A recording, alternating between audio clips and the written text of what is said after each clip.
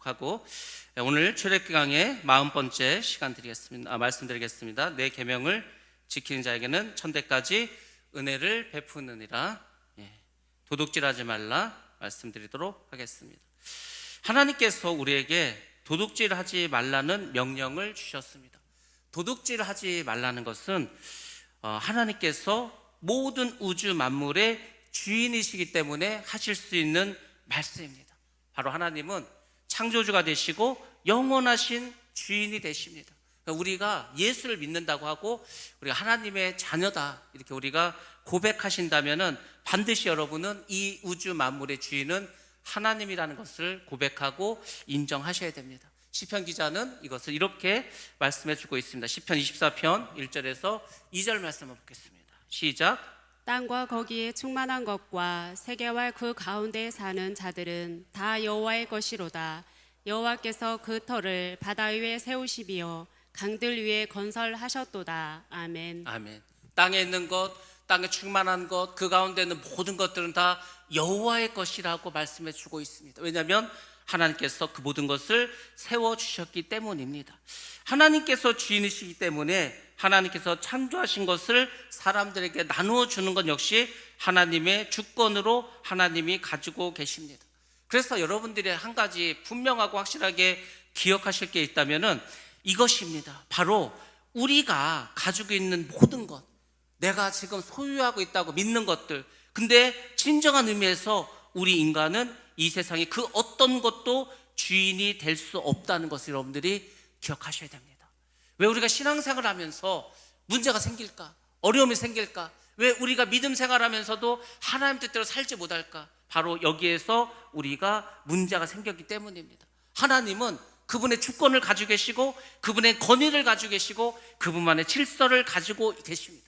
그것이 우리 믿음과 우리 신앙생활의 핵심이 되십니다. 그러니까 우리가 항상 우리 삶의 주인이 하나님이심을 고백하고 반드시 그렇게 살아가셔야 됩니다. 우리가 주님을 뭐라고 부릅니까? 주님이라고 하지 않습니까? 그렇습니다. 예수님 우리의 주인이 되시고 하나님 우리의 주인이 되십니다. 주 예수 그리스도 여호와 하나님은 우리의 주인이 되십니다. 그러므로 모든 주권은 그분에게 있고 우리는 그분의 권위에 무릎 꿇을 수밖에 없습니다. 그것이 우리 신앙생활의 핵심이라는 것을 꼭 기억하시기 바랍니다.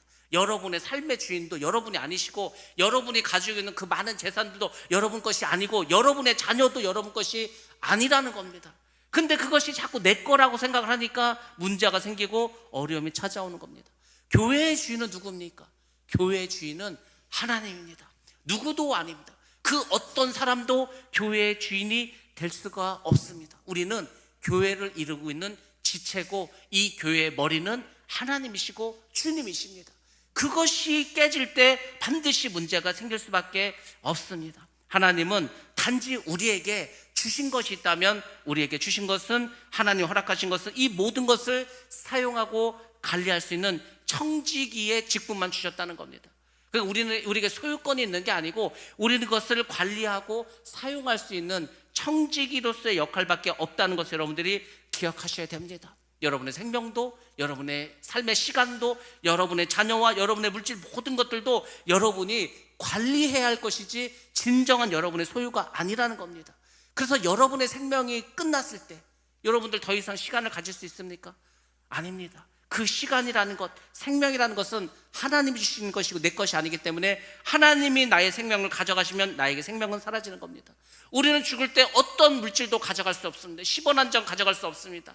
한 뼘의 땅도 가져갈 수가 없습니다. 자녀를 데리고 갈 수도 없습니다. 그게 무엇인지 아십니까? 우리 것이 아니라는 겁니다. 그래서 여러분들이 신앙생활 하면서 인생을 살아가면서 이것을 반드시 잊지 마시기 바랍니다. 나는 청지기일 뿐이다. 자, 그러면 청지기는 어떤 마음을 가지셔야 되는가? 이것이 중요합니다. 청지기는 언젠가 주인이 다시 돌아와서 그 모든 것을 주인께 돌려드리고 정산을 해야 한다는 겁니다. 쉽게 말해서 하나님 앞에서 모든 것을 계산하고 회개하는 시간을 가져야 한다는 겁니다. 마지막 때 하나님께서 우리 모두를 부르시고 회개하십니다. 계산을 하신다는 겁니다. 돈을 어디에 썼는지, 어떻게 썼는지, 시간을 어디에 썼는지, 어떻게 썼는지, 주신 자녀를 어떻게 키웠는지, 어떻게 말씀을 양육했는지 하나님께서 전부 다 정산하시고 회개하신다는 겁니다.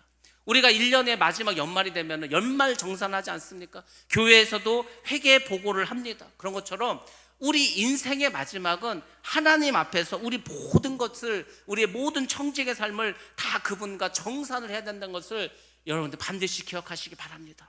우리가 예수를 믿으면서도 그런 마음이 없기 때문에 믿음으로 살지 못하고 자기 생각대로 살아가고 세상에 이끌려서 교회를 다니는데도 불구하고 여전히 세상의 가치관, 마치 믿지 않는 사람들 같은 생각으로 여전히 살아가고 있다는 것을 기억하시고, 항상 여러분들 내가 하나님 앞에 섰을 때 어떤 모습으로 설 것인가, 그 앞에서 나는 떳떳할 수 있는가를 반드시 여러분들이 기억하시고 생각하시면서 살아가시기 바랍니다. 자, 이렇게 우리가 많은 것을 정산을 해야 되는데 특별히 또 중요한 게 있다면 바로 돈이라는 것입니다. 돈은 우리 인생을 살아가는 동안에 대단히 중요한 것입니다. 그래서 성경은 돈에 대해서 많은 교훈을 가르쳐주고 있습니다. 많은 성경 구절도 있고 예수님도 이 돈에 대해서 많은 것을 강조하셨습니다. 그만큼 돈은 우리 인생에서 중요하다는 겁니다. 돈은 우리 신앙생활에서 매우 밀접한 관계에 있다는 겁니다. 그래서 너무 돈을 강조해서도 안 되고 돈을 너무 무시해서도 안 된다는 겁니다. 돈이야말로 우리가 청지기의 개념에서 매우 중요합니다. 그래서 우리가 그 청지기의 비유가 성경에도 나와 있지 않습니까? 달란트 비유도 나와 있지 않습니까? 다 그만큼 물질이 중요하기 때문에 성경에서도 그러한 어떤 예화들을 들어주고 있습니다. 바로 돈에 대한 이런 모든 것들이 우리의 신앙생활 그 자체라고 볼 수가 있습니다. 하나님을 모르는 사람은 자기가 원하는 대로 돈을 사용합니다. 자기가 사고 싶은 걸 사고, 자기가 투자하고 싶은 곳에 투자하고, 또 자기가 먹고 쓰고 싶은 곳에 돈을 다 허비합니다. 그들은 하나님을 위해서 10원 한 장 쓰지 않습니다. 왜냐하면 하나님을 모르기 때문입니다. 하나님을 모르는 사람들이 하나님을 위해서 돈을 쓰겠습니까? 다 자기를 위해서, 자기의 유익을 위해서, 자기의 편안함을 위해서 그렇게 돈을 사용합니다. 그렇지만 예수를 믿는 우리 그리스도인들은 돈을 어떻게 써야 되는가? 그러니까 우리가 사실 신앙생활을 시작하면서 물질관에 대해서도 여러분들이 공부를 하셔야 됩니다. 그리스도인이면은 돈을 어떻게 써야 되는가? 이런 것을 배운 것이 없으니까 돈을 버는 방법도 믿지 않는 사람처럼 그렇게 돈을 벌고, 믿지 않는 사람들처럼 돈을 사용하고, 그렇지 않습니까? 물질관은 굉장히 우리 신앙생활에서 중요합니다. 결론적으로 그러면 그리스도인들은 어떻게 돈을 써야 되는가? 그것은 하나님의 뜻대로 돈을 사용해야 된다는 겁니다. 하나님의 뜻대로. 왜? 우리는 하나님 나라의 백성이기 때문에. 하나님 나라의 백성은 하나님의 뜻대로 돈을 사용해야 됩니다. 제가 사례비를 받아서 맨날 술집 가서 술 먹으면 돈을 썼다, 하나님 기뻐하시겠습니까? 하나님 뜻이겠습니까? 그렇지 않겠죠. 우리는 하나님께 순종함으로 하나님이 원하시는 대로 물질도 사용해야 되는 것을 어릴 때부터 교육을 받고 사용해야 합니다. 그렇게 어떻게 살 수 있습니까? 그렇게 살 수 있습니다. 우리는 막연한 불안함을 갖고 있습니다. 예수를 믿지 않는 사람들 예수 믿으라고 하면, 아니 어떻게 이 좋은 세상에 예수를 믿고 그렇게 답답하게 살 수 있냐고. 예수 믿는 거 답답하지 않습니다. 예수 믿는 거 그렇게 힘든 거 아닙니다. 예수를 믿는 우리도 마찬가지입니다. 말씀대로 살으라고 하면은 그렇게 힘들게 어떻게 살아가냐고 합니다. 근데 말씀대로 사는 게 그렇게 힘들지 않습니다. 살아보지 않아서 그렇지 정작 살아보면은 그렇게 어렵지도 않고, 말씀대로 살아가면 기쁨이 넘치고 감사가 넘치고 삶이 변화되고 모든 것이 하나님의 은혜라는 것을 날마다 깨달으며 살아갈 수 있습니다. 그러니까 우리가 신앙생활을 하면서도 반드시 하나님께서 우리에게 하라고 명령하신 것은 반드시 순종하면서 살아가야 합니다. 자, 그러면 이렇게 돈이 중요하고 이렇게 또 우리가 하나님 뜻으로 돈을 사용해야 된다면 돈을 어떻게 사용하는 것이 중요한가? 또 돈을 이렇게 사용하는 것이 어떻게 사용하는 게 왜 중요한가? 당연히 이유가 있습니다. 돈을 내가 원하는 대로 쓰지 않고 하나님이 기뻐하시고 하나님이 원하시는 대로 그렇게 써야 되는 이유가 첫 번째로는 그것이 믿음의 세계를 열어주기 때문입니다. 여러분들이 예수를 믿는다고 하지 않습니까? 여러분이 이제 신앙생활 한다고 하지 않습니까? 여러분이 어디 가서 나는 믿는 사람이라고 하지 않습니까? 그럼 믿지 않는 사람하고 뭔가 달라야 될 거 아닙니까? 믿지 않는 사람과 다른 것이 주일날 교회 가는 것으로, 밥 먹을 때 식사하는 것으로, 그게 다가 아니라는 겁니다. 여러분이 물질을 어디에 쓰는가, 이것도 역시 믿지 않는 사람과 달라야 한다는 겁니다. 그래서 물질을 잘 써야 하는 것은 우리의 믿음의 세계를 열어줍니다. 또한 이것은 우리의 영적인 세계도 열어주는 것입니다. 자, 우리 한번 말씀 보겠습니다. 누가복음 16장 10절 말씀 같이 보겠습니다. 시작. 지극히 작은 것에 충성된 자는 큰 것에도 충성되고 지극히 작은 것에 불의한 자는 큰 것에도 불의하니라. 아멘. 여기서 말씀이 보면 지극히 작은 것이라고 나옵니다. 지극히 작은 게 무엇일까? 그것은 세상의 재물입니다. 세상의 재물에 대해서 충성된 사람이 있습니다. 청지기의 역할을 감당한 사람이 있습니다. 하나님의 뜻대로 물질을 사용하는 사람이 있습니다. 그 사람이 어떻게 합니까? 큰 것에도 충성된다고 합니다. 그럼 큰 것은 뭡니까? 큰 것은 바로 하나님의 나라, 하나님이 기뻐하시는 영원한 것이라는 겁니다. 하나님께서는 크고 놀라운 것으로 우리에게 주시기를 원합니다. 하나님의 백성들이 받을 영원한 축복, 그것이 바로 큰 것입니다. 그러니까 우리는 지극히 작은 것, 이 세상의 물질을 잘 사용하는 것, 이것이 중요합니다. 그래야 우리가 나중에 하나님 나라의 큰 것도 감당할 수가 있습니다. 그렇지 않으면 불의한 자는 큰 것에도 불의한다. 그래서 큰 것, 하나님의 영원한 것을 받을 수가 없습니다. 그래서 우리가 이 물질 문제에 대해서 다시 한번 여러분들이 잘 생각하시고, 왜 굳이 하나님께서 도둑질하지 말라고 하면서 이 물질 문제를 우리에게 다시 한번 강조해서 말씀하시는 것을 꼭 기억하시기를 바랍니다. 세상의 재물들은 잠깐 있다가 없어집니다. 그렇지 않습니까? 여러분들이 지금까지 벌어온 돈을 하나도 쓰지 않고 다 모았다면 얼마나 되시겠습니까? 굉장히 많은 아마 돈이 여러분에게 있었을 겁니다. 근데 그게 지금 남아 있습니까? 그렇지 않습니다. 왜냐하면 세상 것은 잠깐 있다가 없어지는 것이기 때문입니다. 그렇지 않습니까? 여러분들 벌기만 합니까? 쓰기도 해야 될 거 아닙니까? 쓰기만 합니까? 사기도 당하고 도둑질도 당하고 잃어버리기도 하고 망하기도 하고 다 없어지지 않습니까? 그것이 세상의 물질이라는 것입니다. 그렇지만 하나님께서 주시는 상이 있습니다. 하나님 주시는 큰 것이 있습니다. 그것은 영원한 것입니다. 그러니까 하나님의 관심은 다른 곳에 있는 게 아니라니까요. 우리는 자꾸 이 세상을 생각하고 이 세상에서 잘 되고 잘 먹고 건강하고 행복하고 모든 것이 만사형통하면서 바라는데, 하나님은 우리가 이 땅에서 그렇게 잘 사는 거에는 큰 관심이 없습니다. 하나님은 우리가 예수를 잘 믿고 하나님이 주시는 훈련을 여러분들 잘 따르고 순종해서 여러분들이 저 하늘나라에서 영원히 살아가는 거, 여기에 관심이 있으십니다. 그렇지 않습니까? 이 세상이 그렇게 중요하다면 하나님께서 왜 우리를 고생시키고 어렵게 하고 힘들게 하시겠습니까? 하나님의 관심은 영원한 것에 있다니까요. 큰 것에 있다고 하지 않습니까? 우리가 아무리 이 세상에서 오래 산다 하더라도 100년을 살 겁니다. 그래서 솔직히 100년을 사는 사람도 많지는 않습니다. 근데 그 100년도 어떻게 된 거예요? 나이가 드니까 점점 사는 게 힘들어지고 병들고 아프고 그렇게 되지 않습니까? 하나님은 이 썩어지고 후패해져가는 이 세상 것에 관심이 없으십니다. 하나님 우리가 영원한 세계에서 영원토록 살아가기를, 그 영원한 세계에서 기쁨과 감사와 평강으로 살아가기를 원하십니다. 그래서 이 땅에서는 계속 훈련시키는 거예요. 우리가 이 세상의 마음을 빼앗기지 않도록, 마귀가 자꾸 우리를 유혹하는데 그 유혹에 빠지지 않도록 우리를 지켜주시고 보호해 주신다는 것을 여러분들 반드시 기억하시기 바랍니다. 세상의 재물은 하나님께서 주시는 영원한 것에 비하면 아주 작은 것입니다. 굉장히 작은 것입니다. 극히 작은 것입니다. 여러분 제가 어렸을 때는 100원만 받아도 되게 큰 돈이었습니다. 100원만 받아도 정말 그것을 할 수 있는 게 많았습니다. 근데 누가 10,000원을 줬다. 그 당시에 10,000원이면 얼마나 큰 돈이겠습니까? 근데 지금이 10,000원이 그렇게 큰 돈입니까? 여러분 10,000원으로 뭘 할 수 있을 것 같습니까? 10,000원의 가치가 굉장히 많이 떨어지지 않았습니까? 세상 것은 그런 것입니다. 세상 것은 아무것도 아닙니다. 이 돈의 가치가 점점 떨어지는 것처럼 세상의 가치는 시간이 가면 갈수록 점점 그 가치를 잃어버릴 수밖에 없습니다.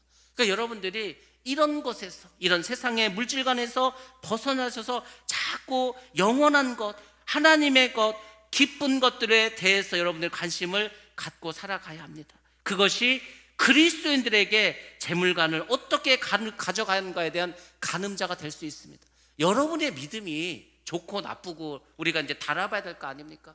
그래서 이제 제가 몇 가지 알려드렸습니다. 내가 지금 믿음이 있고 내가 정말 성령 충만하다면 내 안에 기쁨이 넘쳐야 됩니다.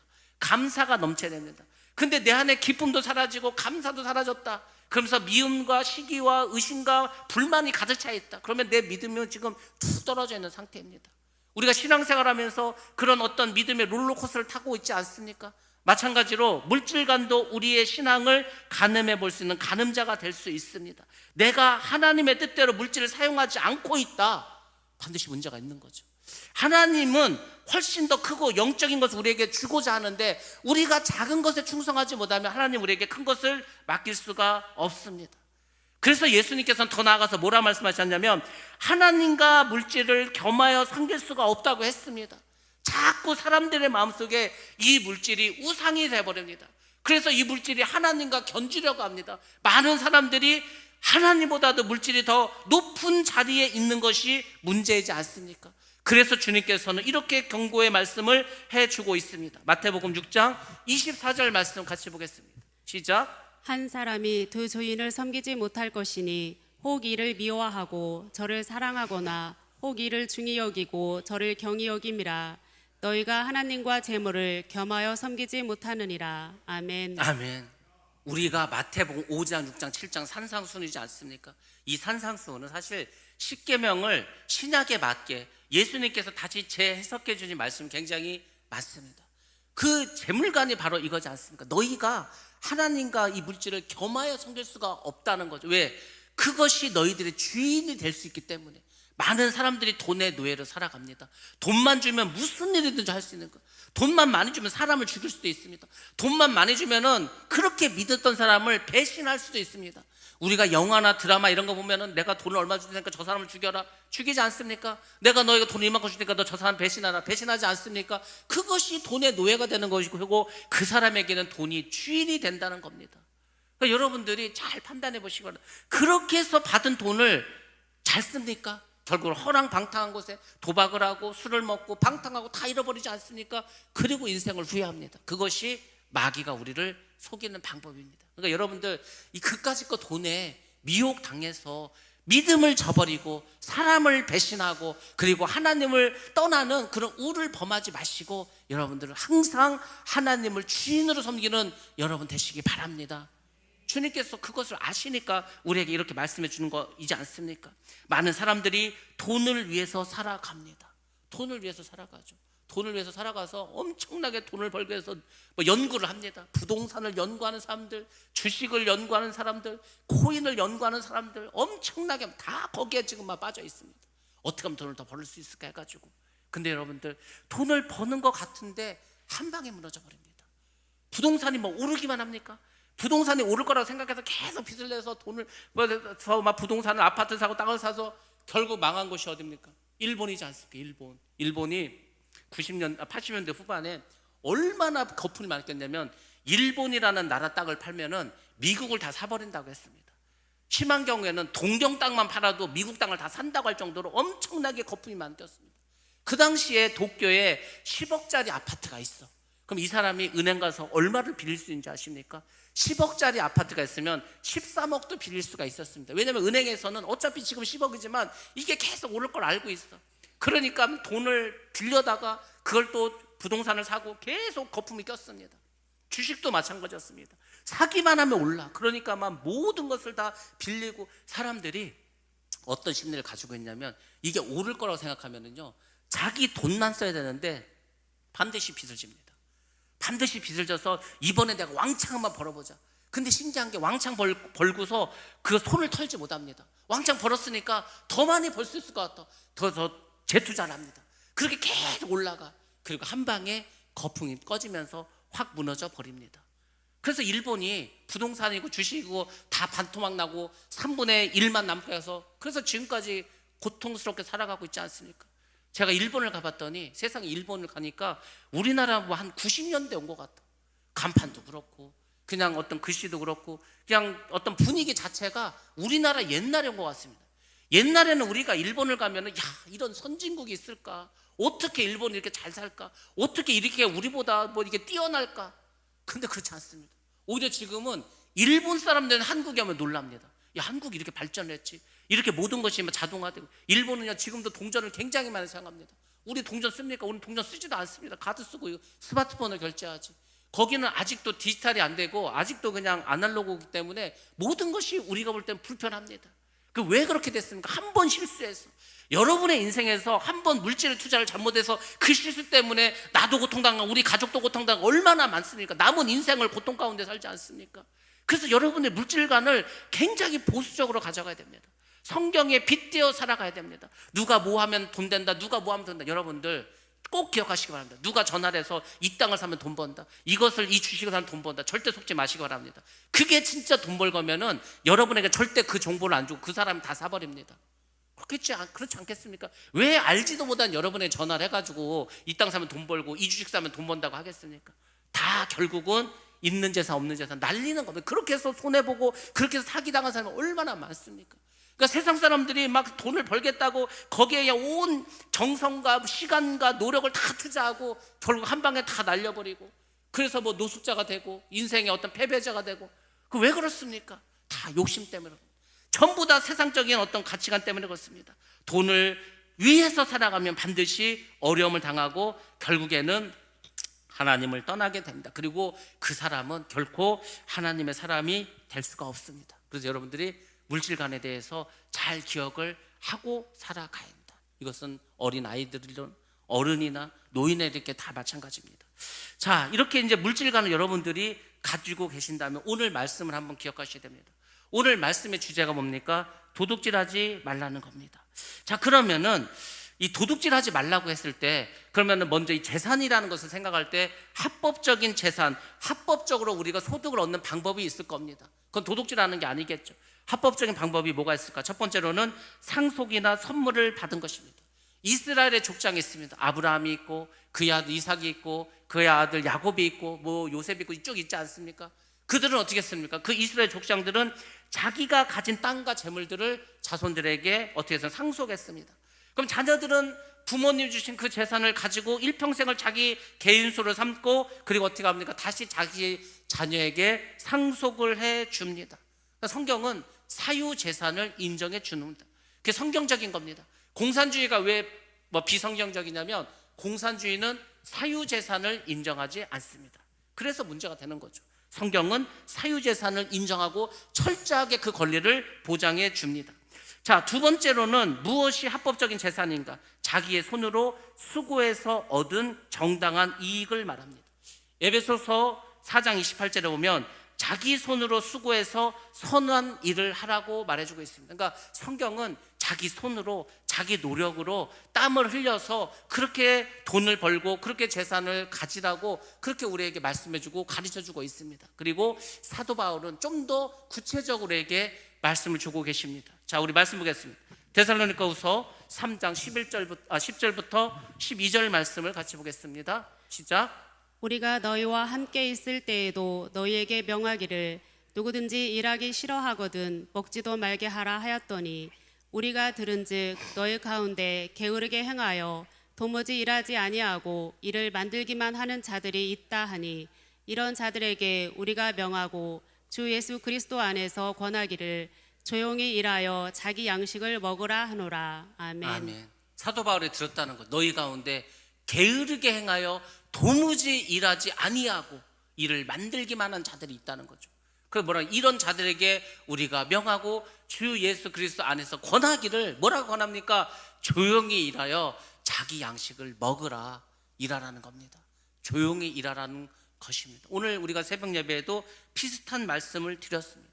그렇습니다. 우리는 하나님의 일을 하는 데 있어서 최선을 다해야 됩니다. 선한 일을 감당하면서 살아가야 합니다. 성도들은 조용히 일하면서 열심히 벌어서 자기의 양식을 먹어야 합니다. 그것이 성경적이고 하나님께서 우리에게 주신 명령입니다. 우리의 몸과 마음을 부지런히 사용해야 합니다. 육체적인 노동을 해야 할 것도 많이 있습니다. 또는 정신적인 노동으로 일하는 분들도 있을 겁니다. 중요한 것은 부지런히 해서 먹고 살라는 것입니다. 우리가 이 세상에서 나의 육체의 노동이나 정신적인 노동이나 아니면 부지런히 일을 해서 그렇게 돈을 법니다. 그래서 생명과 같은 피와 땀을 흘린 그런 물질이지 않습니까? 그것을 여러분이 하나님께 드리는 겁니다. 그래서 헌금은 하나님께 드리는 것이면서 하나님에 대한 내 믿음의 고백이 될 수 있는 겁니다. 그렇지 않습니까? 여러분들 뭐 편하게 돈 벌어서 남는 돈 그냥 헌금합니까? 그렇지 않습니다. 피땀 흘려서 어렵게 힘들게 벌어서 하나님께 드리는 것입니다. 다 그렇게 드리고 있지 않습니까? 그 헌금이 하나님이 기뻐하시는 예물이 될 수 있다는 겁니다. 그것을 하나님께서 받아주신다는 겁니다. 하나님이 우리가 불로소득을 해서 땀도 흘리지 않고 다른 사람 거 훔쳐서 헌금을 했다, 절대 받으시지 않습니다. 하나님, 우리가 땀을 흘려서 수고해서 그 소산물을 얻기 원하시고 그것을 드리기를 원하고 계십니다. 그럼 하나님이 받기만 하십니까? 뭐 하나님이 없어서 여러분들 바치라고 합니까? 그게 아닙니다. 하나님이 우리에게 물질을 제정하시고 11조를 제정하신 것은 딱 하나입니다. 이유는 바로 우리의 믿음인 것입니다. 믿음. 그리고 하나님이 이 모든 것의 주인이라는 것을 우리로 하여금 확정시키기 위해서 하시는 겁니다. 물론 하나님께서 우리에게 큰 돈이 필요해, 큰 물질이 필요해, 정말 우리가 기적적인 일이 일어나야 돼. 하나님, 그때는 하나님께서 우리에게 풍성하게 내려주시기도 합니다. 그러니까 성경적으로 볼 때 우리는 다 최선을 다하고 열심히 살아가셔야 합니다. 그것이 성경적입니다. 성경은 한 번도 돈을 악이라고 하지도 않았습니다. 돈을 사랑하는 것이 일만 악의 뿌리라고 했지, 돈 그 자체가 악한 것이라고 하지 않았습니다. 물질이 악한 것이라고 하지 않았습니다. 그것을 어디다 사용하는가, 이것이 중요하다고 말씀하신 것입니다. 그래서 여러분들 선하게 버르시고 부지런히 버르시고 여러분이 그것을 사용하시되 먼저 하나님께 드리시고 그렇게 사용하시고 하나님이 이 모든 물질의 주인이심을 고백하면서 인정하시면서 그렇게 물질관을 가지고 살아가시기 바랍니다. 그러면 그 사람에게 하나님께서는 놀라운 복을 내려주실 줄로 믿습니다. 자, 우리 말씀 보겠습니다. 디모데전서 6장 8절로 10절 말씀 같이 봅니다. 시작. 우리가 먹을 것과 입을 것이 있은즉 족한 줄로 알 것이니라. 부하려 하는 자들은 시험과 올무와 여러 가지 어리석고 해로운 욕심에 떨어지나니 곧 사람으로 파멸과 멸망에 빠지게 하는 것이라. 돈을 사랑함이 일만 악의 뿌리가 되나니 이것을 탐내는 자들은 미혹을 받아 믿음에서 떠나 많은 근심으로써 자기를 찔렀도다. 아멘. 많은 사람들이 돈을 사랑합니다. 그 돈을 사랑하는 것이 일만하게 뿌리가 되어서 결국 어떻게 합니까? 스스로가 미혹을 받는 거예요. 그래서 어떻게 합니까? 근심이 많아지죠. 그리고 결국은 자기를 찔렀도다, 믿음에서 떠나간다는 겁니다. 그럼 제가 반대 상황을 여러분에게 하나 알려드리겠습니다. 그럼 도대체 어떻게 하는 것이 우리가 복을 받는 길이고 어떻게 하는 것이 우리가 풍성한 삶을 살아가는 길인가? 당연히 성경에서는 말씀해 주고 있습니다. 당연히 성경에서는 우리에게 그렇게 살아가도록 알려주고 가르쳐주고 계십니다. 여러분들 이것을 꼭 기억하시기 바랍니다. 성경에 보면 요한복음에도 그런 구절이 많이 나와 있습니다. 근데 오늘 제가 여러분에게 중요한, 여러분 다 아는 말씀이지만은 성경 구절 하나를 말씀드리도록 하겠습니다. 이 말씀을 잘 기억하시고 이렇게 한번 기도해 보시고 이렇게 살아가 보시기 바랍니다. 하나님께서 정말 어떻게 역사하시는가, 정말 하나님 한번 시험해 보시기 바랍니다. 정말 하나님 이렇게 하시는가. 자, 말씀 보겠습니다. 요한일서 5장 14절부터 15절 말씀 같이 봅니다. 시작. 그를 향하여 우리가 가진 바 담대함이 이것이니 그의 뜻대로 무엇을 구하면 들으심이라. 우리가 무엇이든지 구하는 바를 들으시는 줄을 안즉 우리가 그에게 구한 그것을 얻은 줄을 또한 아느니라. 아멘. 아멘. 여러분 15절에 보면 우리가 무엇이든지 구하는 바를 들으신다는 거죠. 하나님께서 우리가 무엇을 구하든지 들으신다는 겁니다. 들어주시는 것을 우리가 알고 있다는 거 아닙니까? 그리고 우리가 그에게 구한 그것을 얻은 줄을 또한 아느니라. 여러분들이 하나님께 무엇을 구했든지 하나님께서 다 그것을 들어주신다는 겁니다. 근데 조건이 하나 있습니다. 그 조건은 14절에 있습니다. 그것이 뭡니까? 그의 뜻대로 무엇을 구하면, 여러분들이 하나님의 뜻대로 구하면 하나님께서 그 무엇인지 그것을 들으시고 응답해 주시고 반드시 행해 주십니다. 한번 여러분들 그대로 행해 보시기 바랍니다. 하나님이 뜻하는 게 있습니다. 하나님이 원하시는 게 있습니다. 근데 나는 힘이 없어. 나는 할 능력도 없어. 나는 부족하고 나는 아무것도 가진 게 없어. 그 하나님의 뜻을 이루기 위해서 여러분 기도하시고 그것을 위해서 여러분들이 간구하시고 그것을 위해서 여러분 최선을 다해 살아가시면 하나님께서 그대로 행해 주신다는 겁니다. 우리가 이제 미얀마에 가서 선교를 합니다. 그곳에 가서 많은 병자들을 위해서 기도하고 귀신 들린 자를 위해서도 기도하고 정말로 피폐하고 가난한 그들을 위해서도 기도를 할 것입니다. 그러면 우리가 그들을 위해서 기도하는 것이 우리의 뜻입니까? 우리의 자랑입니까? 아니면 하나님 뜻입니까? 하나님 뜻이죠. 하나님 뜻이면 하나님의 뜻이 이루어질 것을 믿고 간구하면 하나님께 역사해 주시는 겁니다. 우리의 믿음 생활이, 우리의 신앙 생활이 하나님의 뜻이 아니라 나의 뜻을 이루려고 하기 위해서, 나의 뜻을 자꾸 하나님의 힘을 빌어서 하려고 하니까 안 되는 겁니다. 나의 뜻과 하나님의 뜻이 일치해야 하나님 역사하는 거지, 하나님은 전혀 지금 나의 뜻에 관심이 없는데 자꾸 달라고 한다 하나님 주시는 게 아닙니다. 여러분들이 하나님이 어떤 분이신가를 분명하고 확실하게 아셔야 됩니다. 마귀가 어떻게 우리를 속이냐면은 우리가 하나님을 잘 모르게 합니다. 여러분들 하나님을 잘 아십니까? 하나님이 어떤 분이신지 그분에 대해서 소상히 잘 알고 있습니까? 잘 모릅니다. 우리가 아는 하나님은 극히 일부분만 알고 있습니다. 근데 여러분들이 정말 하나님이 어떤 분인가를 위해서 최선을 다해서 말씀을 보시고 또 말씀을 들으시고 기도하셔서 하나님이 어떤 분인가를 알면은 절대 마귀가 여러분들을 건들지 못합니다. 왜? 하나님이 어떤 분인가를 알면은 하나님의 뜻대로 우리가 행하게 됩니다. 그럼 마귀가 우리에게 손을 대지 못합니다. 근데 우리는 자꾸 내 뜻을 세워놓고 하나님의 내 뜻에 따라오라고 기도하고 있지 않습니까? 그래서 이루어지지 않는 겁니다. 여러분들이 우리가 믿음 생활하면서 신앙 생활하면서 이것을 반드시 꼭 기억하시기 바랍니다. 그래야 우리의 삶이 하나님이 기뻐하는, 하나님께 영광 돌리는 복된 삶 될 줄로 믿습니다. 자, 그러면 이제 가장 중요한 말씀이죠. 성경에서는 무엇을 도둑질하고, 도대체 도둑질하지 말라고 했는데 무엇이 도둑질하는 것인가, 이것에 대해서 말씀을 드리도록 하겠습니다. 결론적으로 말씀드리자면 정당한 방법으로 재물을 취하지 않은 모든 것은 다 도둑질하는 겁니다. 그러니까 우리는 도둑질하지 말라면 우리가 다른 사람 것을 훔치는 것만 생각하는데 절대 그렇지 않습니다. 십계명에서 말씀하시는 것은 훨씬 더 그 범위가 넓다는 것을 여러분들이 꼭 기억하셔야 됩니다.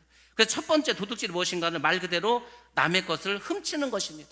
하나님은 각 사람에게 시간과 권력과 재물들을 맡겨주셨습니다.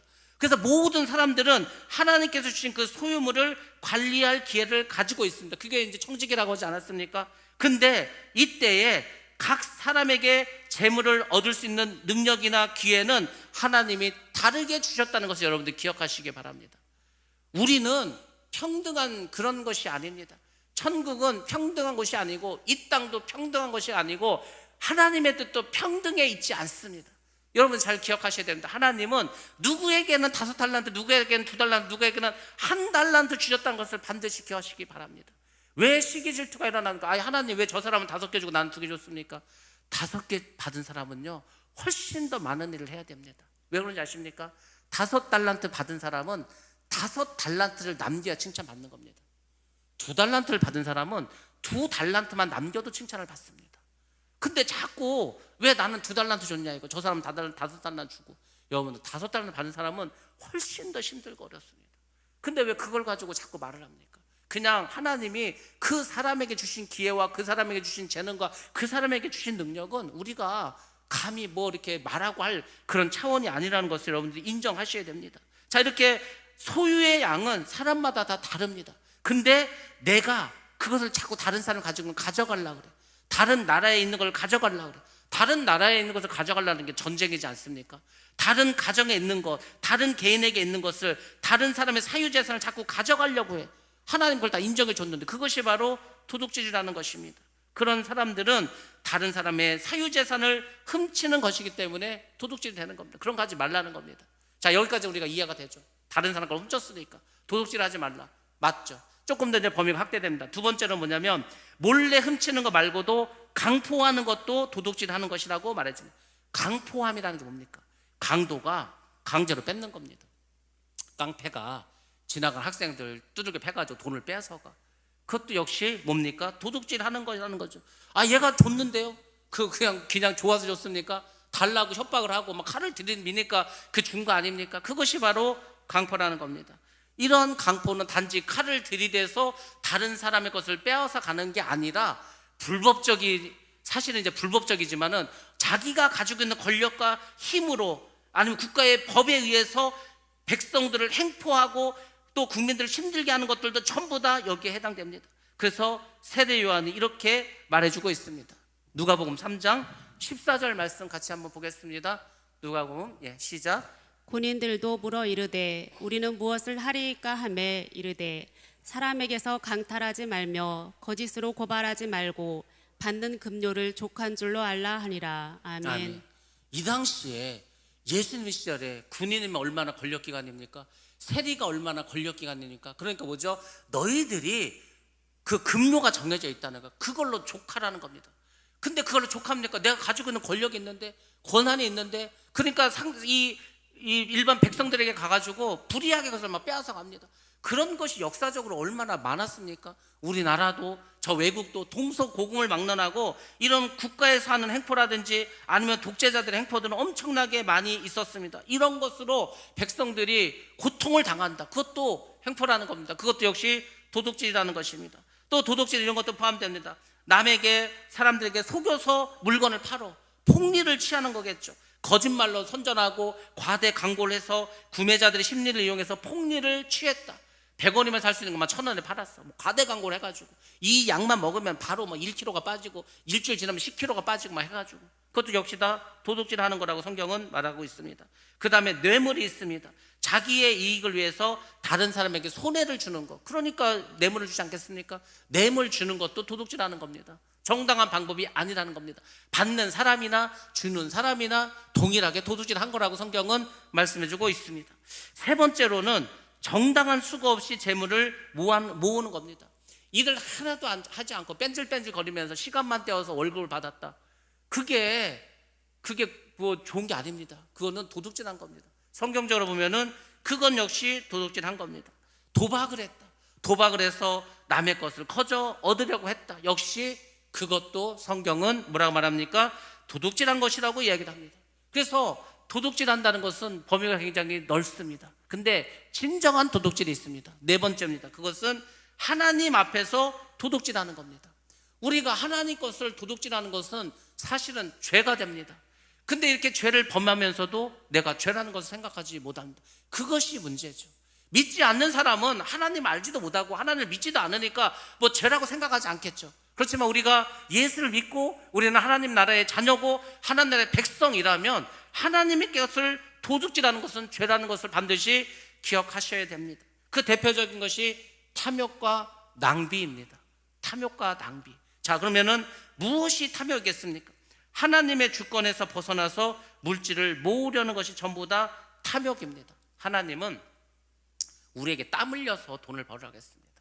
열심히 최선을 다해서 근면하게 부지런히 그렇게 해서 돈을 벌으라고 했습니다. 그리고 특별한 경우에 우리에게 정말 큰 물질이 필요할 때는 하나님께서 기적을 베풀어 주셔서 엄청난 부를 주실 수도 있습니다. 그것이 하나님의 방법입니다. 근데 하나님의 방법이 아니라 인간적인 방법을 사용해서 자꾸 돈을 벌려고 하는 것, 그것이 바로 탐욕이라는 겁니다. 인간적인 방법은 하나님이 모르시겠습니까? 속이기도 해야 되고 사기도 쳐야 되고 거짓말도 해야 되고 뭐 그렇게 해서 버는 거겠죠. 하나님이 모르시겠냐고. 하나님이 그걸 기뻐하시겠습니까? 그렇지 않습니다. 하나님은 물질이 없는 분이 아니니까. 왜냐하면 이 모든 것이 하나님의 것이기 때문에 하나님은 물질에 대한 뭐 그런 욕심 전혀 없으신 분이다. 다 하나님의 것인데 그 뭔 상관이 있겠습니까? 근데 우리가 조금이라도 더 나에게 이익이 되고 더 가지려고 자꾸 탐욕스럽게 하나님의 주권이 아닌 하나님의 방법이 아닌 인간적인 방법을 자꾸 동원하려고 한다. 그것도 역시 도둑질한다는 것입니다. 두 번째로는 하나님께서 정하여 주신 목적대로 물질을 사용하지 않는 것, 그것이 바로 낭비라는 거다. 낭비. 다른 게 낭비가 아니고 하나님께서 정해 주신 게 있어.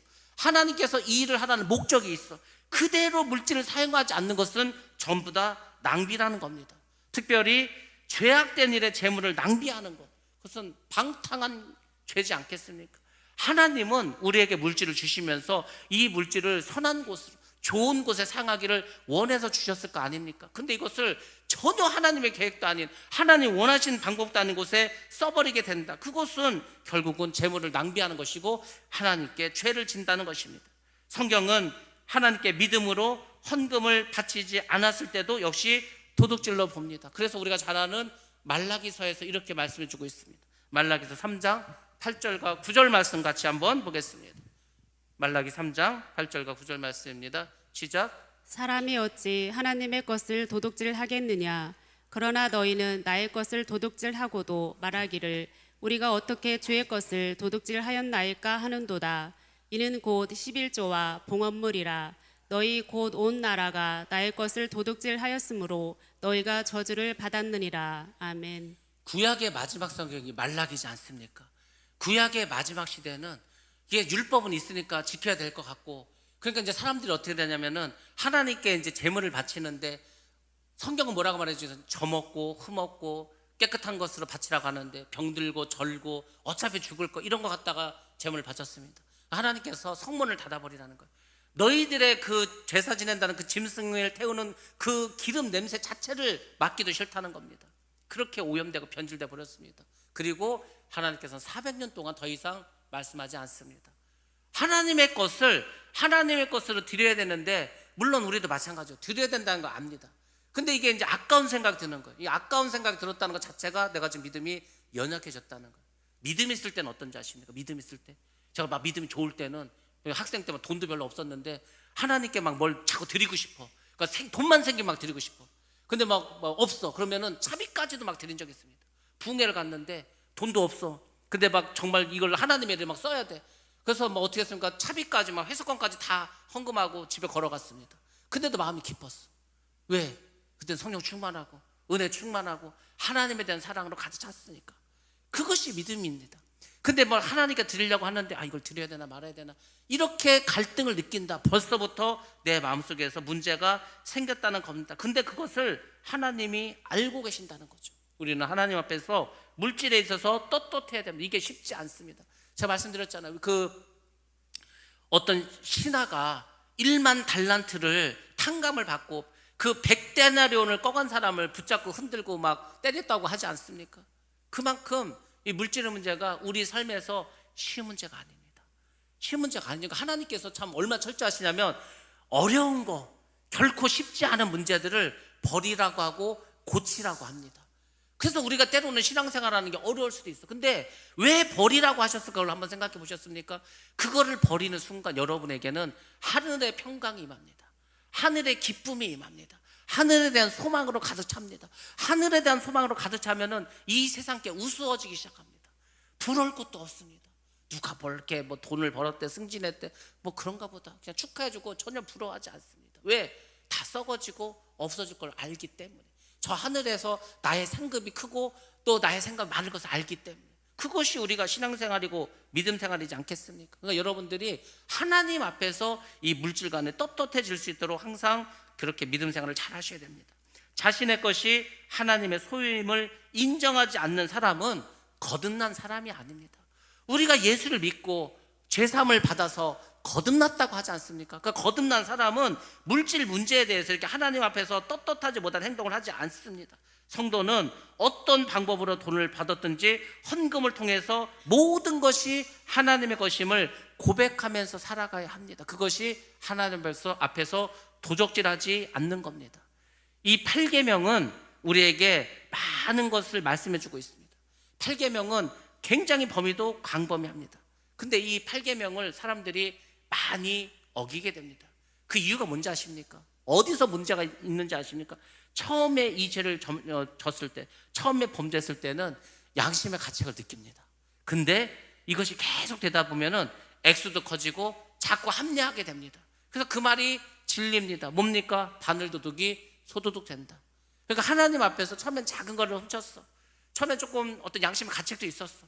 근데 뭐 그게 그냥 넘어가, 삼켜버려. 그러면 이제 다 삼켜버리는 거죠. 다 삼켜버려. 그러니까 이제 뭐 또 나라를 팔아먹어도 쉽게 말해서 하나님 앞에서 전혀 뭐 이런 떳떳한 사람들도 있습니다. 그게 뭡니까? 결국은 바늘도둑이 소도둑 되는 거고, 그래서 자기가 도둑질을 하는 것인데도 그걸 깨닫지 못하는 경지에 이르게 됩니다. 8계명에 적극적인 의미가 있습니다. 그것은 무엇입니까? 우리의 재물을 하나님께서 뜻하시는 목적에만 사용해야 된다는 겁니다. 하나님이 원하시는 게 뭡니까 도대체? 하나님은 우리가 물질을 어떻게 써야 하나님이 기뻐하실 것이 하나님 뜻입니까? 선한, 착하고 선한 일에, 남을 구제하는 일에, 그곳에 쓰라는 겁니다. 그게 하나님께 영광을 돌리는 길입니다. 선한 일에 쓰는 거예요. 구제하는 일에 쓰는 겁니다. 그걸 하나님 기뻐하시고 하나님께서 그런 사람을 복 주신다는 겁니다. 8계명의 영적인 의미도 있습니다. 무엇입니까? 도둑질은 우상 숭배에서 나온다는 겁니다. 왜? 결국은 도둑질은 하나님을 향한 불신앙에서 나오기 때문입니다. 우리는 인생의 목적을 다 알고 있습니다. 예수 그리스도를 전파하고 복음을 전해서 하나님 나라를 확장하고 많은 사람들이 구원받을 수 있도록 하는 것, 그것이 우리의 인생의 목적이지 않습니까? 그래서 예수를 못 믿는 사람들은 인생의 목적이 무엇인지 모릅니다.